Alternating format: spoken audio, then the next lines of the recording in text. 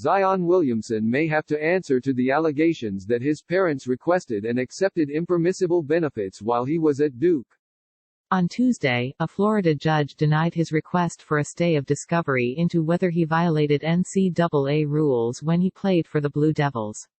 The ruling, by Florida 11th Circuit Court Judge David Miller, is requiring Williamson to answer questions from attorneys representing Gina Ford and Prime Sports Marketing, the agency he initially signed with out of college.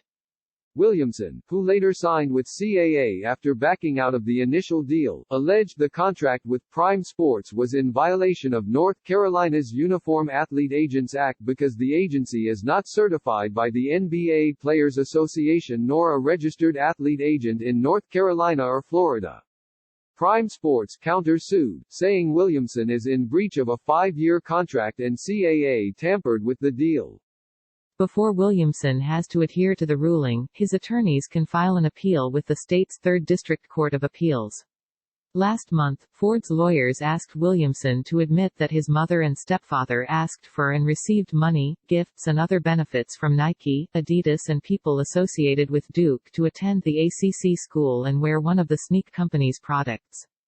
That issue is a complete canard and a complete red herring, attorney Jeffrey Klein, who represents Williamson, said during a virtual hearing on Tuesday morning.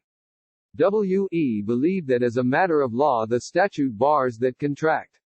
The issue with respect to amateur status, there's no issue with respect to his amateur status, and in fact, if they wanted to find out the issue with respect to amateur status, eligibility is a determination made by the NCAA and made by Duke. I don't think it's relevant here to what's transpiring because frankly those determinations have been made. It doesn't absolve their failure to comply with the North Carolina statute. The argument of Ford's lawyers is that the North Carolina law wouldn't apply to Williamson if he did receive benefits that would make him ineligible in the year he was at Duke. The NCAA is not the final arbiter of that issue, attorney Doug Eaton said. We're able to establish that he was not eligible during that time frame, which would be a defense to their claim that our contract was invalid.